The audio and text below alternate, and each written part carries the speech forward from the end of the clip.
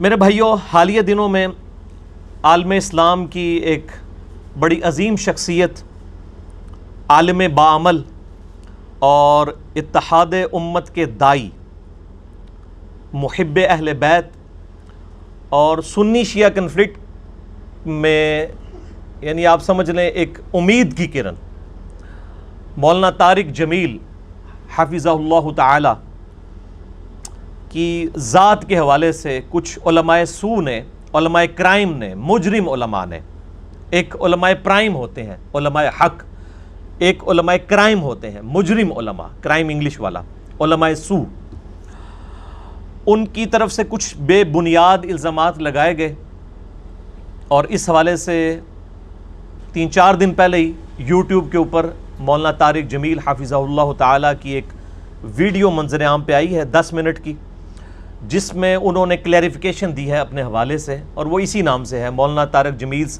Clarification. اور اس video کو دیکھ کے مجھے اندازہ ہوا کہ بظاہر مولانا طارق جمیل صاحب اتنے دل برداشتہ تھے ان سوالات کے جوابات دیتے ہوئے کہ جس سے لگتا تھا کہ شاید انہوں نے شکست قبول کر لی ہے اور بظاہر علماء سو کی ان کے مقابلے پر جیت ہو گئی ہے، لیکن انشاءاللہ تعالی ان علماء سو کی جیت ہم کبھی بھی نہیں ہونے دیں گے۔ ہم مولانا طارق جمیل صاحب حفظہ اللہ تعالی کی سپورٹ میں کھڑے ہیں، جن معاملات میں ہمیں ان سے اتفاق ہے، جس میں اختلاف ہے وہ تو پھر امام مالک رحمہ اللہ تعالی کا قول ہے، المتوفی 179 ہجری، تواتر کے ساتھ تمام علماء اہل سنت نے، ائمہ اہل سنت نے نقل کیا کہ وہ قبر رسول صلی اللہ علیہ وآلہ وسلم کی طرف اشارہ کر کے کہا کرتے تھے کہ اس صاحب قبر صلی اللہ علیہ وآلہ وسلم کے علاوہ کوئی شخص دنیا میں ایسا نہیں جس کی ہر بات مقبول ہو اور کوئی بات مردود نہ ہو سوائے آپ صلی اللہ علیہ وآلہ وسلم کے، اور آپ صلی اللہ علیہ وآلہ وسلم کے علاوہ اس روئے ارض پہ کوئی ایسا شخص نہیں جس سے اختلاف نہ ہو سکے سوائے آپ صلی اللہ علیہ وآلہ وسلم کے۔ بہرحال اس حوالے سے مولانا طارق جمیل صاحب کی جو 10 منٹ کی ویڈیو ہے اس میں ان سے ایک صاحب سامنے بیٹھے ہوئے ہیں، انہوں نے 1-to-1 کوسچنز کیے ہیں، انہوں نے مختصر جواب دیے ہیں، ان جوابات کے حوالے سے کچھ میری بھی ریزرویشنز ہیں، میں انشاءاللہ وہ بھی پبلک کے سامنے رکھوں گا، اس لیے کہ نہ میں وہابی نہ میں بابی، میں ہوں مسلم علمی کتابی، نہ ہم سو کالڈ وہابی ہیں، یعنی جو کوئی علمی بات کرے اسے وہابی کہہ کے ایک ادبی گالی دی جاتی، اور نہ ہم بابی ہیں، بابوں کے ماننے والے، بابوں کا جھوٹا دفاع کرنے والے، ہم علمی کتابی مسلم ہیں بغیر کسی ٹائٹل کے الحمدللہ۔ تو مولانا طارق جمیل صاحب پر یعنی جو مینلی میں نے وہ ویڈیو سنی ہے 2 دفعہ، 3 سوالات پٹ کیے گئے ہیں، ان کے جوابات انہوں نے دیے ہیں، میں انشاءاللہ ان سوالات کا بھی انالیسس کروں گا اور ان کے جوابات کا بھی انشاءاللہ تعالی۔ پہلا سوال ہوا کہ آپ سنیت کی آڑ میں شیعہ عقائد کو ترویج دے رہے ہیں، وہی مشہور زمانہ اعتراض جڑا مولویوں دا ٹوٹکا، کوئی توحید کی بات کرے کہہ دو یہ وہابی ہو گیا تاکہ مت ہی ماری جائے، کوئی سنے ہی نہ بات، کوئی اہل بیت کی بات کرے اسے کہہ دو یہ رافضی ہو گیا، شیعہ ہو گیا، تاکہ سننے والے کی مت ماری جائے، تو ایک طریقہ واردات ہے۔ دوسرا سوال ان سے ہوا ہے کہ آپ نے اپنے لیکچر میں کہا ہے، ان کا لیکچر آیا تھا 29 جولائی 2018 کو، آج 5 اگست 2018 ہے، تو آپ سمجھ لیں تقریباً 1 ہفتہ پہلے ہی، جس کے اوپر انہوں نے کلیریفیکیشن دی ہے کہ ہمیں جو ہے وہ شیعہ کی بنیان پہننی چاہیے اور کرتا جو ہے وہ سنیت کا پہننا چاہیے، اس حوالے سے بھی انہوں نے کلیریفیکیشن دی، میں انشاءاللہ اس کو بھی ڈسکس کروں گا۔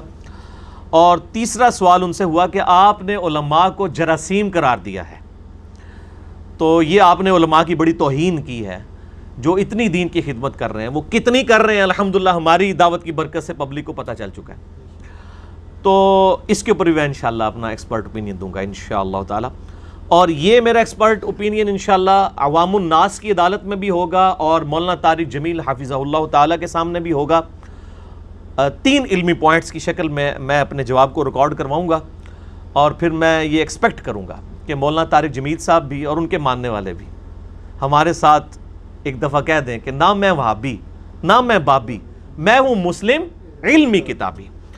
تو ڈیٹیل میں جانے سے پہلے ایک دفعہ درود پڑھ لیجیے.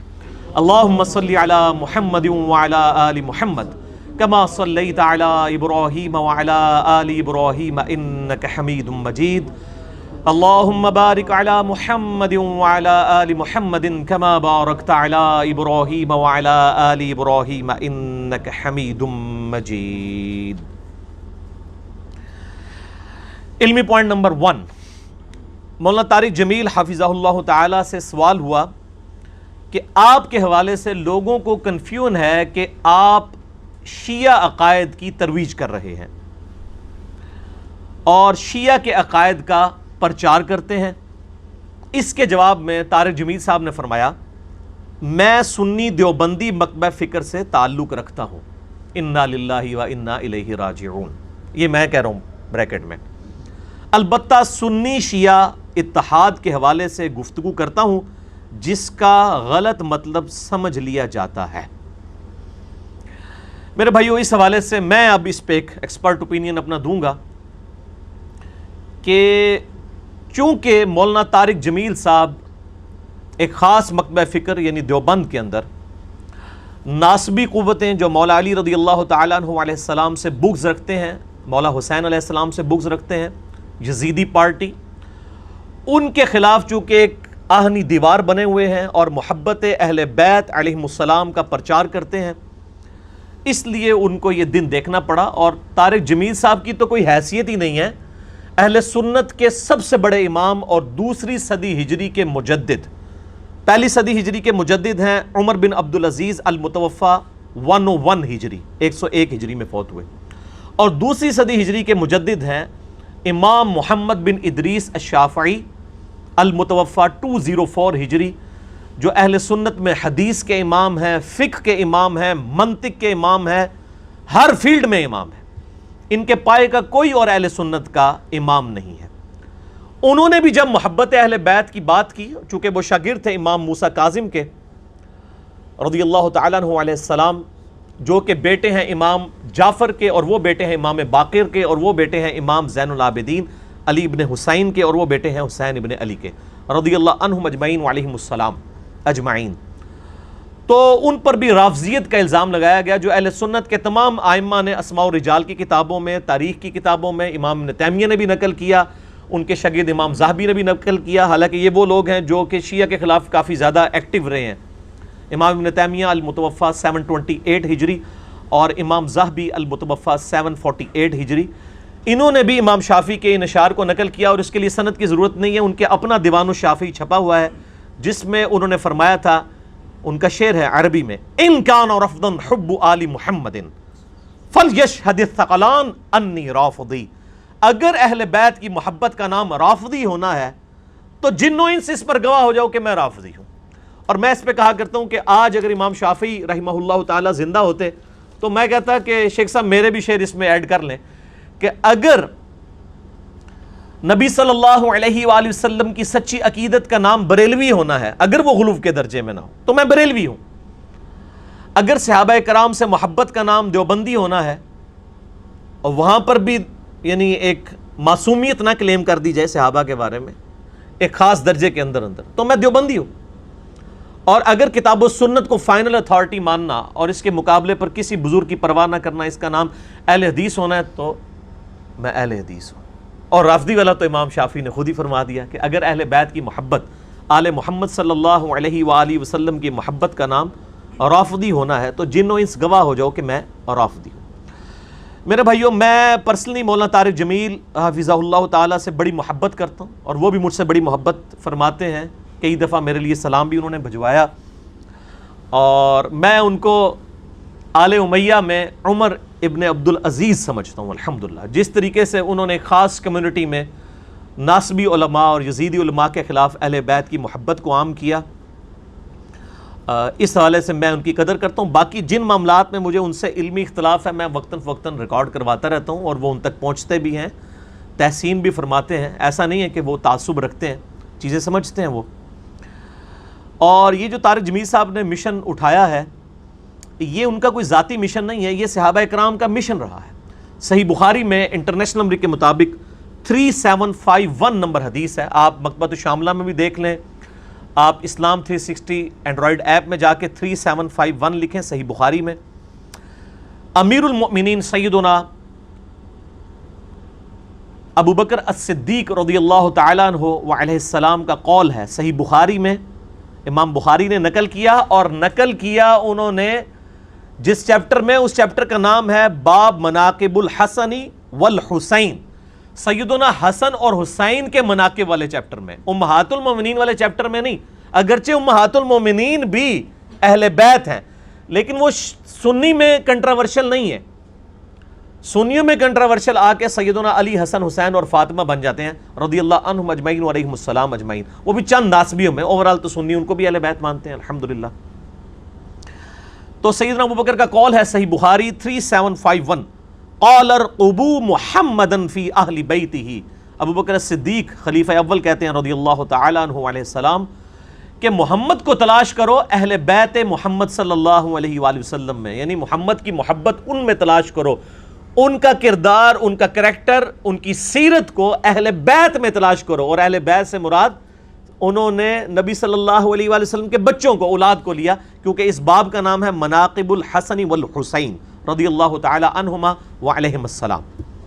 اور سیدنا ابو بکر کا یہ قول کوئی ذاتی نہیں ہے, یہ عکاس ہے سیدنا امام اعظم محمد الرسول اللہ صلی اللہ علیہ وآلہ وسلم کی وہ حدیث جو صحیح سند کے ساتھ جامعہ ترمذی میں ہے 3789 انٹرنیشنل نمبر کے مطابق, المستدرک للحاکم میں 4716 ہے.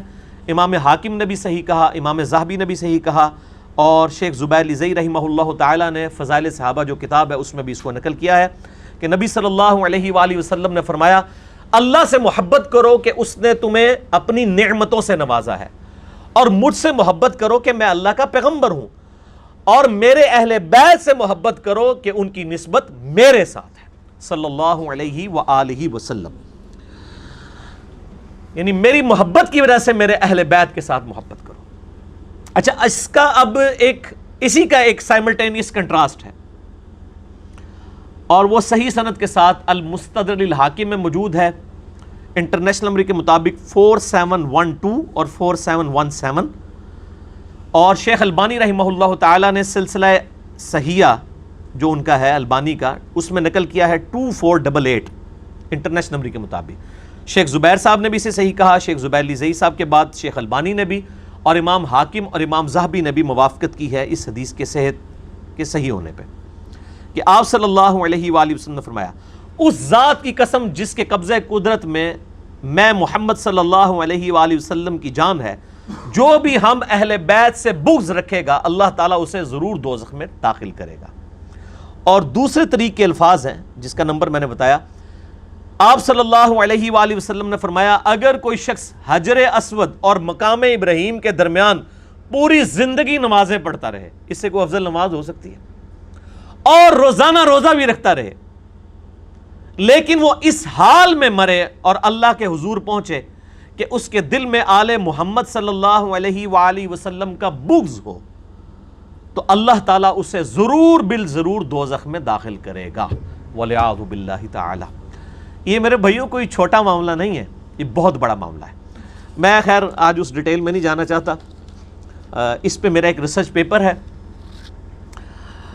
واقعہ کربلا کا حقیقی پس منظر 72 صحیح الاسناد احادیث کی روشنی میں, جس میں میں نے اہل سنت کی مین سٹریم کی کتابیں صحیح بخاری, مسلم, ابو داؤد, ترمذی, نسائی, ابن ماجہ اور باقی کتابوں سے آلموسٹ 200 روایتیں جمع کی ہیں. جنگ جمل, صفین, نہروان پر, مولا علی رضی اللہ تعالیٰ عنہ علیہ السلام کی حقانیت پر, اور شہادت عثمان کے اصلی اسباب بتائے ہیں, جعلی اسباب نہیں. او جی ایک عبداللہ بن سبا تھا, اس نے سارے صحابہ کی مت مار دی, نعوذ باللہ, اور یہ ہو گیا وہ ہو گیا. آل امیہ کی بدماشیوں کو چھپانے کے لیے انہوں نے عبداللہ ابن سبا کا ایک کریکٹر لے. عبداللہ بن سبا کا کریکٹر کہیں شہادت عثمان میں نہیں ملتا, یہ بعد میں آیا تھا, مولا علی نے ہی اسے قتل کروایا تھا. یہ الوہیت کا عقیدہ کلیم کرتا تھا مولا علی رضی اللہ تعالیٰ عنہ علیہ السلام کے لیے. کسی حدیث کی کتاب میں عبداللہ ابن سبا کا ذکر تک نہیں, اور میں نے بخاری مسلم سے شہادت عثمان کے اصلی اسباب بتائے ہیں اور واقعہ کربلا کا حقیقی پس منظر بتایا ہے. آپ یہ اہل سنت پاک .com سے ڈاؤن لوڈ کر سکتے ہیں, ہماری ویب سائٹ سے. اردو میں بھی ہے, عربی میں بھی ہے, انگلش میں بھی ہے, ہندی میں بھی ہے, اور فارسی کا کام بھی آلموسٹ الحمدللہ کمپلیٹ ہو چکا ہے. آپ اسے فری بھی منگوا سکتے ہیں. اس کو ڈاک میں منگوانے کے لیے کوئی خرچہ نہیں, صرف ایک فون کرنا ہوگا عثمان بھائی کے نمبر پہ +920321, یعنی پاکستان سے ملائیں گے تو 032159000162 عثمان بھائی کا موبائل نمبر ہے. کال کریں, انشاءاللہ آپ کے گھر مفت ڈاک آ جائے گی انشاءاللہ. یہ تو جسے باقی شوق ہے تو وہ اسے پڑھ لے, انشاءاللہ اس کی تسلی ہو جائے گی انشاءاللہ. اب رہا مولانا طارق جمیل صاحب کا یہ کہنا کہ میں دیوبندی سنی ہوں, اس سے میں 100% اختلاف کرتا ہوں. یہ تو ان کا جو اپنی فکر ہے اتحاد امت کی, اس کے خلاف ہے. جب آپ اپنے آپ کو خود ڈکلیئر کر رہے ہیں کہ میں دیوبندی سنی ہوں, تو میرے بھائیوں دیوبندی سنی جو بزرگ گزرے ہیں انہوں نے جو فرقہ واریت پھیلائی ہے, مولانا طارق جمیل صاحب کے مشن سے وہ 180 ڈگری ٹکراتی ہے. انشاءاللہ تعالی میں HD کیمرے میں وہ دکھاؤں گا کہ ان بزرگوں کا اصلی چہرہ کیا ہے ان کی کتابوں میں, جن کی طرف طارق جمیل صاحب اپنے آپ کو منسوب کر رہے ہیں. آپ اپنے آپ کو اللہ اور اس کے محبوب صلی اللہ علیہ وآلہ وسلم کی طرف منسوب کریں اور کہہ دیں نہ میں وہابی نہ میں بابی, میں ہوں مسلم علمی کتابی. نہ میں وہابی سو کالڈ اور نہ میں بابوں کا دفاع کرنے والا بابی, میں علمی کتابی مسلم ہوں, کتاب و سنت پہ چلنے والا. اور یہ میں اکثر ایک تلخ داستان ہے جو میں نے بتائی ہے, آپ یوٹیوب پہ جا کے میرا کلپ لکھیں بریلوی دیوبندی اہل حدیث جنگ, تو میرا ایک کلپ کھل جائے گا جس میں نے یہ ساری باتیں بتائی ہیں کہ جن بزرگوں کو بڑا پازیٹیولی پیش کیا جاتا ہے نا, جی پرانے بزرگ تو بڑے آپس میں شیر و شکر تھے اور یہ بعد والے لوگ لڑ پڑے. نہ یہ بعد والے تو بڑے اچھے ہیں ان سے میرے بھائی. امام احمد بریلوی المتوفا 1340 ہجری, انہوں نے یہ کتاب لکھی ہے تمہید ایمان اور حسام الحرمین, یہ اکٹھی کتاب ہے ان کی. حسام الحرمین, حرمین کی تلوار, جس میں انہوں نے 5 علماء دیوبند کو کافر ڈکلیئر کیا, ان کی عبارات پہ کفر کے فتوے لگائے. کتاب کا نام ہے حسام الحرمین, حرمین کی تلوار. اور اس پہ علماء حرمین جو اس وقت کے صوفی تھے, درجنوں علماء حرمین سے انہوں نے یعنی تقریر بھی لکھوائی, انہوں نے سگنیچر کر کے انڈورس کیا, بلکہ انہوں نے کہا کہ آپ تو 14ویں صدی کے مجدد ہیں. یہ 1905 میں کتاب لکھی گئی حسام الحرمین. اس میں انہوں نے جو الفاظ استعمال کیے ہیں میں مختصراً آپ کو بتا دیتا ہوں. انہوں نے یعنی لکھتے ہیں کہ چوتھا فرقہ وہابیہ شیطانیہ ہے, یعنی وہ وہابی سو کالڈ جو ایک ٹرم ہے, انہوں نے یعنی دیوبند کو اور حدیث کو ایک ہی لاٹھی سے ہانک دیا.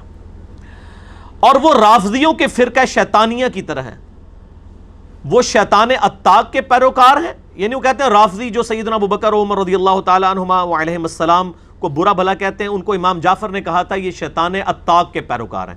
تو انہوں نے کہا وہ تو شیطان اتاق کے پیروکار ہیں, جبکہ یہ جو وہابی دیوبندی شیطان جن کو انہوں نے کہا یہ شیطان آفاق ابلیس لعین کے پیروکار ہیں, اور یہ بھی اسی تکذیب خدا کرنے والے رشید احمد گنگوئی کے دم چھلے ہیں کہ اس نے اپنی کتاب براہین قاطع میں تصریح کی ہے, اور آگے وہ انہوں نے پورا اپنا پوائنٹ آف ویو لکھا. اس کے بعد انہوں نے جو اس کو کنکلوڈ کیا ہے, اللہ معافی دے, خلاصہ کلام یہ ہے کہ یہ سب کے سب کافر و مرتد ہیں. کافر ہیں یعنی بریلوی کے علاوہ جتنے ہیں, دیوبند ہیں, اہل حدیث ہیں, شیعہ ہیں, سب کے سب کافر اور مرتد. مرتد کا مطلب ہے اسلام چھوڑ گئے, واجب القتل ہیں. یہ بزرگوں کی پازیٹیونیس. مرتد ہیں اجماع امت, اسلام سے خارج ہیں. وہ کہتے ہیں اجماع ہو چکا ہے, اجماع سے مراد ان کے اپنا اجماع ہوا. اور بے شک بزازیہ اور فتاوی خیریہ اور مجمع الانہر اور در مختار وغیرہ کتابوں میں ایسے کافروں کے حق میں فرمایا گیا کہ جو ان کے کفر اور عذاب میں شک کرے خود کافر, یعنی تسی سارے کافر جڑے انہوں نے کافر نہیں کہو گے. اور شفا شریف میں ہے, شفا شریف 544 ہجری میں فوت ہوئے قاضی ایاز, اس زمانے پائی بریلوی دیوبندی ایک تھے, مطلب مصیبتیں ایسن. ہم اسے کافر کہتے ہیں جو ایسے کو کافر نہ کہے جس نے ملت اسلام کے سوا کسی ملت کا اعتقاد کیا یا ان کے بارے میں توقف کیا کرے یا شک لائے. انہوں نے کہا یہ سب کے سب فارغ ہو گئے. اچھا, یہ کتاب 1905 میں لکھی. یہ کتاب جب حرمین والوں نے فتوے لگائے تو ادھر پھر دیوبندیوں کو مصیبت ہوئی. انہوں نے 26 سوال عربی میں لکھ کے نا علماء حرمین نے دیوبند مدرسے میں بھیجے کہ سر یہاں سے تو احمد رضا بریلوی صاحب نے بتایا آپ سے بڑے تو کوئی گستاخ ہی کوئی نہیں ہے، تو آپ ذرا کلیریفیکیشن دیں. تو اس کے جواب میں 1906 میں 1906 میں آج چل رہی ہے 5 اگست 2018 یہ کتاب لکھی انہوں نے المہند علی المفند. اس کا نام بھی آپ دیکھ لیں کتنا خطرناک ہے. المہند، ہند کی تلوار. انہوں نے لکھی تھی حسام الحرمین، حرمین کی تلوار. انہوں نے لکھی المہند، ہند کی تلوار. ہند کی تلوار بڑی مشہور تھی عرب کے اندر نا، یہ نبی علیہ السلام کے مبارک زمانے میں بھی المہند کہا جاتا تھا، ہند کی تلوار. ہند کی 2 چیزیں مشہور تھیں، ایک مسالہ جات اور تلوار. دو ساریاں وہ چٹپٹی چیزیں. ہند کی تلوار علی المفند، ایک سٹھیائے ہوئے بابے پر، یعنی جس کا دماغ خراب ہو جائے. اور بابا انہوں نے مراد لیا احمد رضا بریلوی صاحب کو. آج لوگ بیٹھ کے، وہ کراچی میں بھی ایک ایکٹر مفتی ہے، وہ بیٹھ کے کہتا ہے نہیں ہمارے سارے بزرگ ایک دوسرے کا بڑا احترام کرتے تھے. کرتے سن احترام. المہند علی المفند، ہند کی تلوار سٹھیائے ہوئے بابے کے سر کے اوپر، اور بابے سے مراد احمد رضا بریلوی صاحب. اور یہ کتاب کے مصنف ہیں خلیل احمد سہارنپوری، جو شیخ ذکریہ کاندھلی جنہوں نے فضائل اعمال لکھی ہے ان کے مرشد ہیں.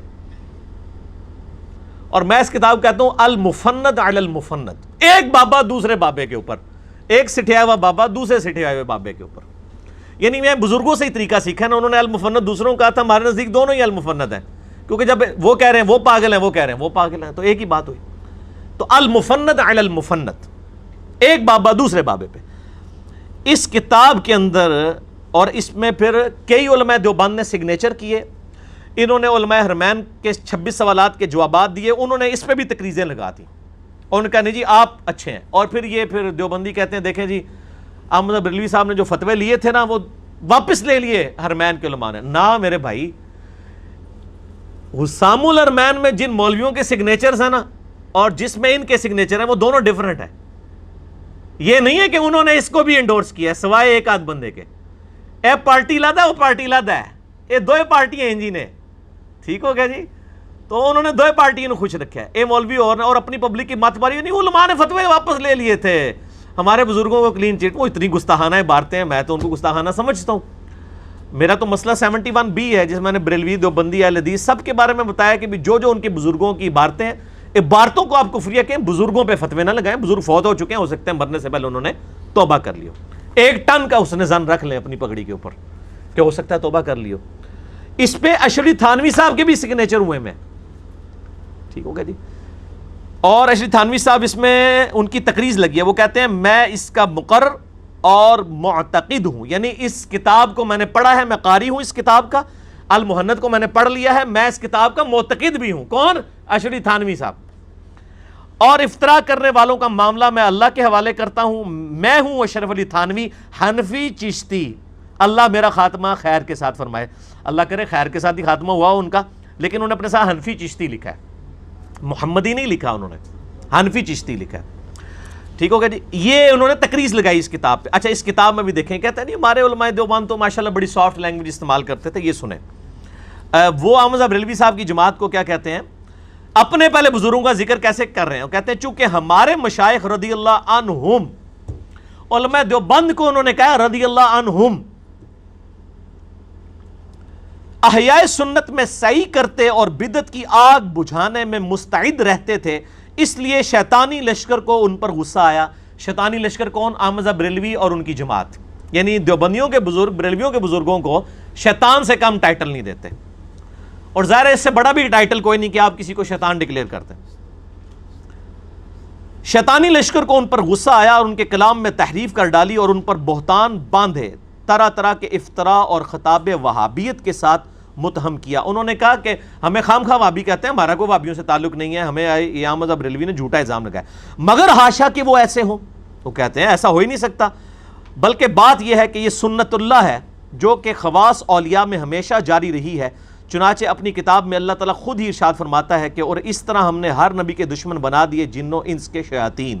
وہ کہتے ہیں جس طرح نبیوں کے دشمن من الجنت والناس ہوتے ہیں نا، ہمارے علماء دیوبند رضی اللہ عنہم اجمعین کے جو رضی اللہ عنہم، انہوں نے کہا بھائی میں نہیں جے کیا اللہ کو ڈرنا وا، میں دوئے انہوں نہیں کہندا.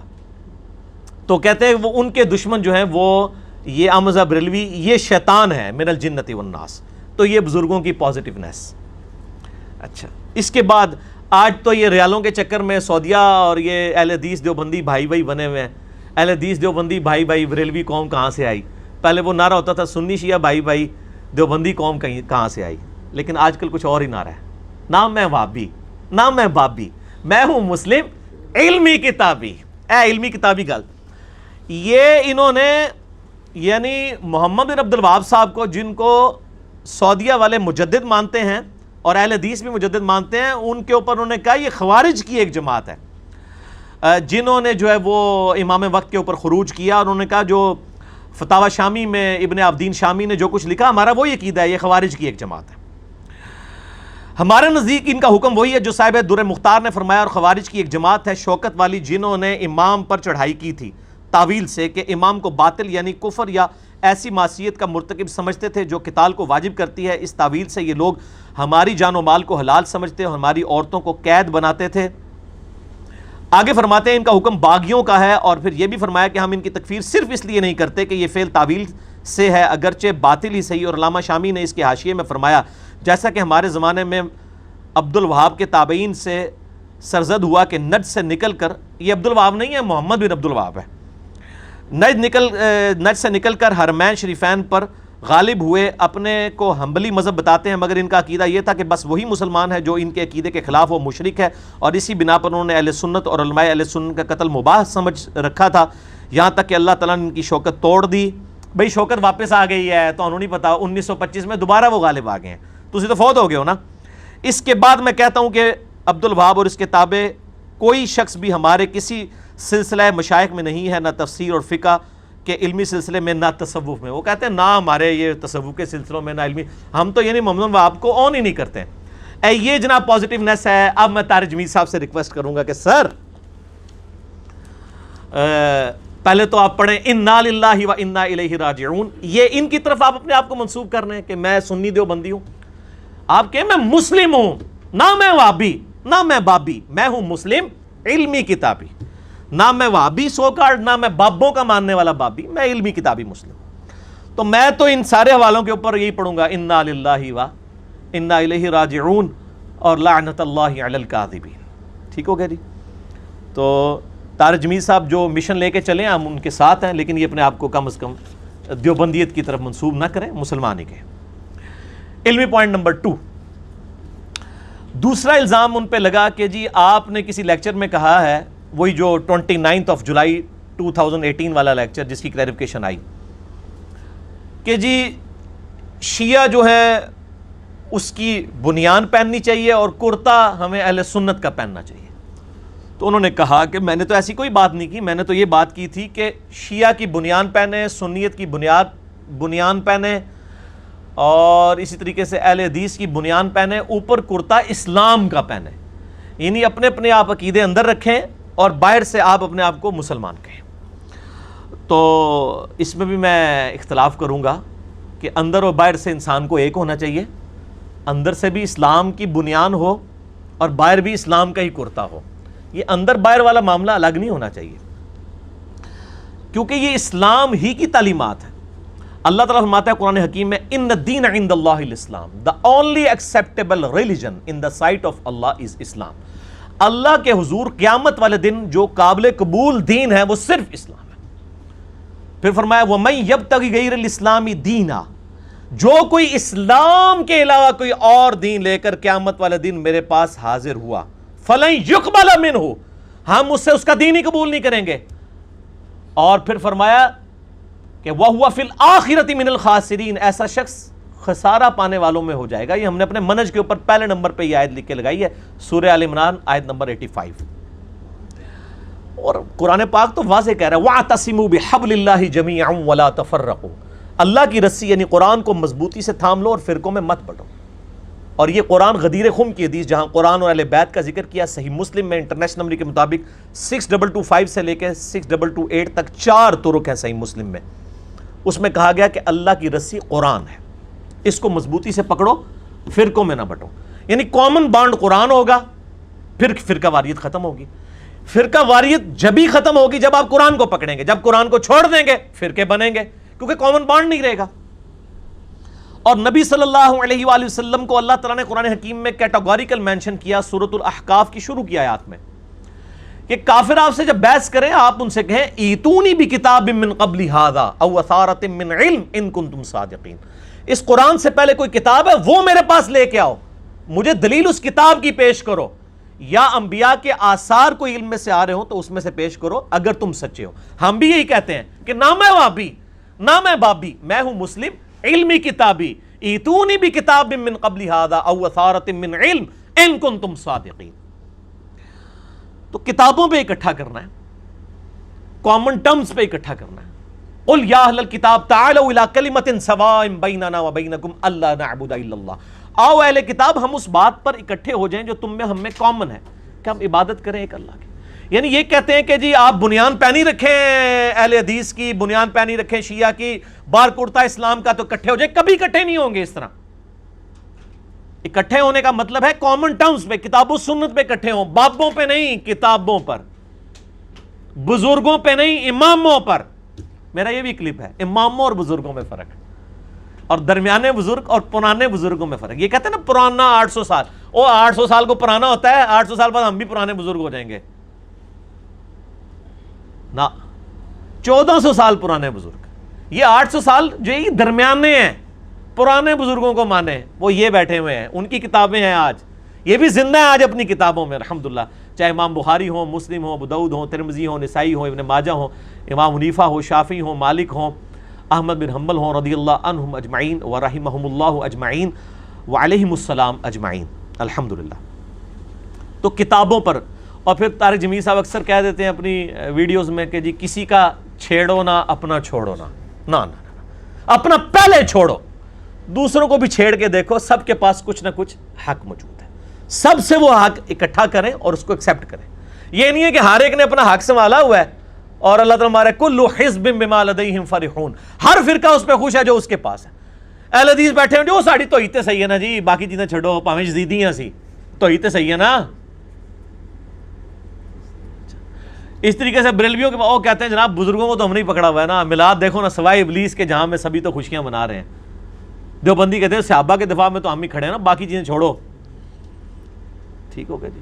اور شیعہ کہتے ہیں جی جناب غدیر خون پہ تو ہے ہی اہل بیت تھا، نہیں سر قرآن بھی سی نال، ایاک نعبد و ایاک نستعین بھی تھا، وہ چھوڑ دیا آپ نے، اہل بیت کو پکڑ لیا۔ بھائی سب کو پکڑیں، جہاں جہاں حق ہے اس کو جمع کریں اور اس کو ایکسیپٹ کریں الحمدللہ۔ تو اپنا پہلے چھوڑیں پھر دوسروں کو بھی چھیڑیں، یہ کبھی بھی اتحاد نہیں ہوگا کہ اپنا چھوڑو نہ۔ میرے بھائی کیسے بریلوی اکٹھے ہو جائیں گے گستاخانہ عبارتوں کو ایکسیپٹ کرتے ہوئے دیوبندیوں کے ساتھ؟ آپ کو دستبردار ہونا پڑے گا ان عبارتوں سے، اسی طریقے سے بریلویوں کی گستاخانہ عبارتوں سے ان کو دستبردار ہونا پڑے گا، اہل حدیثوں کو اپنے بزرگوں سے دستبردار ہونا پڑے گا، اور ایک بزرگ کو اپنا بزرگ مانے، امام کائنات سید الاولین والآخرین شفیع المذنبین رحمۃ للعالمین سیدنا و مولانا امام اعظم محمد رسول اللہ صلی اللہ علیہ وآلہ وسلم کو، اور انہی سے اپنا رشتہ مضبوط کریں۔ اور اللہ تعالیٰ نے قرآن حکیم میں واضح ہم نے اپنے منہج پہ بھی لکھا ہے، سورۃ الانعام آیت نمبر 159، ان الذین فرقوا دینہم وکانوا شیعا، جنہوں نے بے شک اپنے آپ کو فرقوں میں بانٹ لیا اور گروہوں میں بٹ کے، دین میں فرقہ واریت داخل کی، گروہوں میں بٹ کے، لست منہم فی شیء، اے نبی علیہ السلام آپ کا ان سے کوئی تعلق نہیں ہے، انما امرہم الی اللہ ثم ینبئہم بما کانوا یفعلون، ان کا معاملہ اللہ کے سپرد، قیامت والے دن اللہ تعالیٰ ان کو بتا دے گا جو دنیا میں انہوں نے کرتوت کیے تھے، یہ جو فرقے انہوں نے بنائے تھے اللہ تعالیٰ ان کو پوچھے گا۔ وہ کہتے ہیں جی وہ بشارت ہے جی فرقے بنیں گے، اور بشارت نہیں ہے، صحیح مسلم میں حدیث ہے قرب قیامت میں عورتیں ایسا لباس پہنیں گی گویا ننگی ہوں، تو یہ بشارت ہے کہ جی اپنی عورتوں کو آپ ننگا لباس بناؤ؟ یہ خبر ہے کہ بچنا اس کام سے، میری امت فرقوں میں بٹ جائے گی، بچنا فرقوں میں بٹنے سے۔ ایک گروہ، وہ بھی فرقہ نہیں کہا، گروہ قیامت تک حق پہ کام رہے۔ کون رہے گا؟ صحابہ کرام کیا بریلوی دیوبندی اہل حدیث شیعہ تھے؟ کیا تھے؟ مسلم، ملت ابیکم ابراہیم ہوا سماکم المسلمین من قبل وفی ھذا، پیروی کرو ابراہیم کی ملت کی جنہوں نے تمہارا نام اس قرآن کے نزول سے پہلے مسلم رکھا، اور اللہ نے بھی اس قرآن میں تمہارا نام مسلم رکھا ہے۔ تو پھر میں صحیح کہتا ہوں نا میں وابی نہ میں بابی، میں ہوں مسلم علمی کتابی الحمدللہ۔ علمی پوائنٹ نمبر 3، طارق جمیل صاحب سے پوچھا گیا کہ آپ نے علماء کرام، اچھا علماء کرام تو غلطی سے نکل گیا، علماء کرام کو. تو علماء کرام کو آپ نے جراثیم قرار دیا ہے. تو دار جمیل صاحب نے اس میں فرمایا کہ میں نے علماء کو جراثیم نہیں قرار دیا, میں نے یہ کہا تھا کہ انڈیا, پاکستان, بنگلہ دیش, افغانستان, یہ سب کانٹیننٹ کا جو کلچر ہے, جو ہم بھی رونا روتے ہیں, جذباتی ڈاکٹرائن جہاں پہ چل رہی ہے بغیر علم کے, سن سنا کے سننی, ٹنی پڑھ پڑھا کے سننی نہیں, بکش مسلمان نہیں, کتاب بھی نہیں, باپ بھی. تو کہتے ہیں میں نے یہ کہا تھا کہ وہاں سے یہ فرقوں کے جراثیم یورپ اور امریکہ میں لے آتے ہیں, اور یہاں بھی مسجدیں جو ہیں وہ انہی فرقوں کے نام پہ بن رہی ہوتی ہیں. حقیقت ہے, ایون چائنا میں بریلوی دیوبندیوں کے نام پہ مسجدیں ہیں, اور انگلینڈ تو اماجگاہ بنی ہوئی ہے فرقہ واریت کی, اور اسی طرح امریکہ میں بھی ہے. تو طاہر جمیل صاحب نے فرمایا کہ میں نے کہا تھا یہ جراثیم انڈیا پاکستان سے لے کے آتے ہیں, میں نے کوئی معاذ اللہ علماء کو جراثیم نہیں کہا تھا. تو میں طاہر جمیل صاحب سے بڑی معذرت کے ساتھ پوچھتا ہوں, یہ جراثیم جو انڈیا پاکستان سے لے کے پبلک گئی ہے یورپ اور امریکہ میں, یہ جراثیم پھر کس نے لگائے تھے؟ کسی گھوڑے کو انہوں نے ٹچ کیا تھا تو یہ جراثیم لگے تھے فرقوں کے؟ یا کوئی پاکستان میں کوئی فٹ بالر ہے جس کی وہ تقریریں سنتے تھے, وہ ممبر پہ چڑھ کے کوئی فٹ بالر تقریر کرتا تھا, اس سے وہ امپریس ہو گئے؟ یا کوئی کرکٹر کسی نے کوئی عید کا خطبہ دیا تھا, اس سے علماء جو کی پبلک جو ہے وہ متنفر ہو گئی؟ یا کوئی اسکواش کا پلیئر تھا جس سے یہ جراثیم لگے ہیں؟ یہ جراثیم لگے کس سے؟ علماء سے. تو آپ علماء کو جراثیم تو نہیں کہہ رہے, یقیناً آپ نے نہیں کہا, آپ کو چاہیے تھا ساتھ کہتے کہ میں نے تو علماء کو جراثیم نہیں کہا, علماء کو جراثیم پیدا کرنے والی اور لگانے والی مشین کہا ہے. علماء سو کو, علماء کرائم کو, علماء پرائم یا علماء حق کی میں بات نہیں کر رہا. تو یہ تو بہت چھوٹی بات ہے. قرآن حکیم میں سورۃ الاعراف آیت نمبر 175 اور 176 میں اللہ تعالیٰ نے علماء سو کو کتے کی مثال بیان کی ہے کہ جس طرح دنیا کا کتا ہوتا ہے نا, وہ اس کی زبان ہانپتی رہتی ہے, رال ٹپکتی رہتی ہے لالچ کی وجہ سے. علماء سو بلعام بن بعورہ المستدل الحاکم میں صحیح سند کے ساتھ اسی کانٹیکسٹ میں ایک حدیث موجود ہے کہ یہودی عالم بلعام بن بعورہ کے بارے میں یہ آیت نازل ہوئی تھی کہ وہ پھر دنیا کا کتا بن گیا, اور اس کی حالت یہ ہوگی کہ کوئی بات, کوئی یعنی مال ملے تب بھی رال اس کی ٹپکتی ہے, نہ ملے تب بھی ٹپکتی ہے. علماء سو کو اللہ تعالیٰ نے کتے کی مثال. اور میں ویسے اس آیت کو میں نے ایک حدیث کے ساتھ جوڑا جو ابو داؤد میں حدیث ہے کہ نبی علیہ السلام فرمایا کہ میری امت میں قیامت اس وقت تک قائم نہیں ہوگی جب تک کہ میری امت کے کچھ گروہ مشرکین سے جا کر نہ مل جائیں, اور ان میں بدعتیں ایسے جاری ہو جائیں گی جیسے کوئی باولا کتا کاٹ جائے تو ایک ایک رگ میں اس کے جراثیم, اس کی وہ اثر پہنچ جاتا ہے نا حلق کا, اس طرح میری امت میں جو ہے وہ بدعات داخل ہو جائیں گی جیسے کوئی کتا کاٹ جاتا ہے. تو یہ بدعات کون سا کتا, یہ ارسیشن کتا داخل کرتا ہے؟ یہاں کتے سے مراد وہی اسی آیت کی ایکسپلینیشن ہے 175 اور 176. یہ شرح صدر کال ہوا, میں سوچ رہا تھا کہ نبی علیہ السلام نے کتے کی مثال کیوں دی کہ بدعات داخل ہو جائیں گی ایک ایک رگو ریشے میں جیسے کتا کاٹ جائے. تو یہ جراثیم داخل کرنے والا کتا کون ہے؟ علماء سو. میں علماء حق کی بات نہیں کر رہا, ٹھیک ہے, میں بار بار کلیئر کروں, میں علماء سو کی, اور نہ مجھ سے کوئی علماء حق کی بات میں لسٹ مانگے, وہ آپ خود تلاش کریں. ٹھیک ہو گیا جی. تو باقی یہ جو میں نے پوائنٹ آف ویو اڈاپٹ کیا ہے نا کہ علماء ہی وجہ ہیں اس گمراہی کی, اس کے اوپر اجماع امت ہے, میں ثابت کر دیتا ہوں. آپ ذرا بریلویوں سے پوچھیں کہ یہ جو دیوبندی ہیں یہ اپنے بزرگوں کی گستاخیوں کا دفاع آج تک کیوں کر رہے ہیں؟ وہ کہیں گے یار علماء نے ان کی مت ماری ہوئی ہے, ان کی دیکھ لیں, ورنہ تو یہ مان جاتے ہیں ان کے مولویوں نے ان کو غلط پٹی پڑھائی ہے. تو بریلوی کیا کہتے ہیں؟ دیوبندیوں کے علماء ہیں جو دیوبندی پبلک کو گمراہ کر رہے ہیں. دیوبندیوں سے پوچھیں, وہ کہیں گے بریلویوں کے علماء ہیں جو ان کو گمراہ کر رہے ہیں. شیعہ سے پوچھیں, وہ ان کا کہیں گے, ان سے پوچھیں, یہ شیعہ کا کہیں گے. اسی طریقے سے اہل حدیث ان کے بارے میں کہیں گے, یہ اہل حدیث کے بارے میں. تو اجماع ہی ہو گیا نا, سارے ایک دوسرے کے علماء کو ہی کہتے ہیں نا کہ یہ جراثیم وہ پھیلا رہے ہیں. تو میں طاہر جمیل صاحب سے ریکویسٹ کروں گا کہ ڈٹے رہیں اپنی سچائی کے اوپر. مجھے پتا ہے کہ دیوبند میں بہت بڑا طبقہ ہے جو ان کے خلاف کھڑا ہوا ہے, اور ایک وہ لال رومال والا مولوی ہے سعودیہ میں جس کا کام ہی یہی ہے کہ اپنے بزرگوں کو چھوڑ کے باقی سب کو چھیڑنا. اور ہم نے جب ان پہ ہاتھ ڈالا تو اب وہ ان کو ہاتھ پاؤں پڑ گئے ہیں. اس ظالم شخص نے اتنا ظلم کیا کہ طاہر جمیل صاحب کی جو ایک ویڈیو آئی تھی نا کہ سیدنا علی کو مولا علی کہنا چاہیے, جس کے دفاع میں میرا کلپ بھی لاکھوں لوگوں نے دیکھا ہے, غدیر خم پہ بھی میرا لاکھوں لوگ دیکھ چکے ہیں, من کنت مولا ہو فہذا علی مولا ہو. تو طاہر جمیل صاحب نے فرمایا کہ ہمیں مولا علی کہنا چاہیے. یہ حضرت علی کا حق ہے، بالکل ٹھیک ہے. حضرت ابو بکر کا اگر حق ہے کہ ہم ابو بکر صدیق کہیں، عمر فاروق کہیں، عثمان غنی کہیں، تو علی کو مولا کیوں نہ کہیں؟ ان کو تو نبی علیہ السلام نے وہ ٹائٹل دیا. باقی ٹائٹل تو ہم نے ڈیڈکٹ کیے ہوئے ہیں، یہ تو ڈائریکٹ ٹائٹل ہے. تو اس نے کہا کہ جی یہ دیکھو یہ شیعہ کے عقائد کی ترویج کر رہا ہے، اور جو طارق جمیل صاحب نے فرمایا کہ شیعہ ٹھیک کہتے ہیں مولا علی، تو اس نے کہا کہ اس سے مراد یہ ہے کہ شیعہ جو کچھ حضرت علی کے بارے میں مشکل کشائی کا عقیدہ بھی رکھتے ہیں، یہ بھی طارق جمیل نے مان لیا ہے. انا للہ و انا الیہ راجعون. ایک بندہ جو توحید کا پرچار کرنے والا ہو، جو اللہ سے مانگنے کی ترویج کرواتا ہو، وہ جب یہ جملہ بول رہا ہو کہ شیعہ ٹھیک کہتے ہیں مولا علی، تو یہ کہنا کہ وہ یہ کہنا چاہ رہے کہ مولا علی سے مشکل کشائی کا عقیدہ ہے طارق جمیل کا. لعنت اللہ علی الکاذبین. شرم کرنی چاہیے. اپنی ویڈیوز میں ہٹ حاصل کرنے کے لیے آپ جھوٹے الزام لگاتے ہیں، پھر پکڑے جاتے ہیں. اور الحمدللہ یہ جو لال رومال والا مولوی ہے نا، یہ نہ دیوبندیوں کے قابو آتا تھا، نہ بریلویوں کے، نہ یہ شیعہ کے. یہ قابو آیا نا جب، تو کس کے آیا ہے؟ نہ میں وہابی، نہ میں بابی، میں ہوں مسلم علمی کتابی. الحمدللہ. تو اس طرح کے لوگوں کی پرواہ نہ کریں، یہ اپنی موت خود مر چکے ہیں، اسی لیے اب گالی گلوچ کے اوپر اتر آئے ہیں. انشاءاللہ ہم بیٹھے ہیں آپ کا دفاع کرنے کے لیے.